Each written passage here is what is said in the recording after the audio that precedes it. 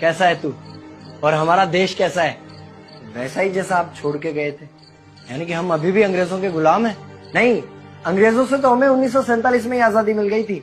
अच्छा, तो अब तो हमारे अपने लोग देश चलाते होंगे ना? हाँ, तब तो देश काफी आगे बढ़ गया होगा। जब हमारे अपने लोग देश चला रहे हैं तो गरीबी और भ्रष्टाचार का तो नाम ही नहीं होगा। सबको बराबर हक दिया जाता होगा, किसानों और मजदूरों का अच्छा ध्यान रखा जाता होगा ना? नहीं, ऐसा तो कुछ नहीं है। तो कैसा है बताना मुझे। कैसे हमारे अपने नेता, हमारे आजाद भारत के नेता, 100 साल हो गए मुझे गए हुए, बताना।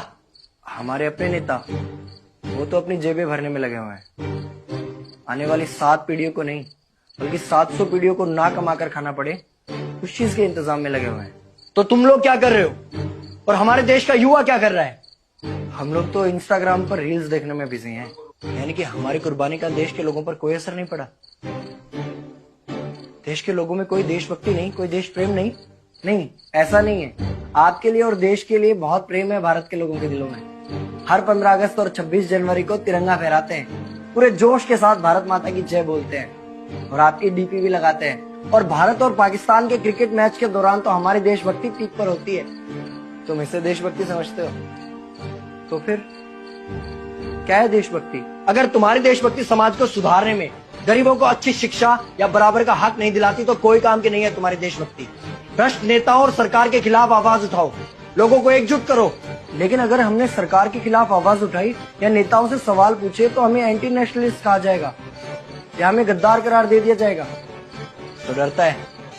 23 साल का था मैं जब अंग्रेजों ने मुझे फांसी पर चढ़ा दिया। मुझे तो आतंकवादी कहा गया था। अगर अब नहीं जागे तो ये देश सोता रहेगा। ये सरकारें, ये नेता देश को बेच खाएंगे। इस भ्रष्ट सरकारी तंत्र से लड़ो। देश को क्रांति की जरूरत है। क्रांति यानी कि हमें हथियार उठाने होंगे, बंदूकें उठाने होंगे जैसे आपने उठाई थी। नहीं, हमारी क्रांति विचारों की थी। जब अंग्रेजी हुकूमत ने हमारी आवाज नहीं सुनी तो हमने और जोर से आवाज लगाई और अपने विचार रखे।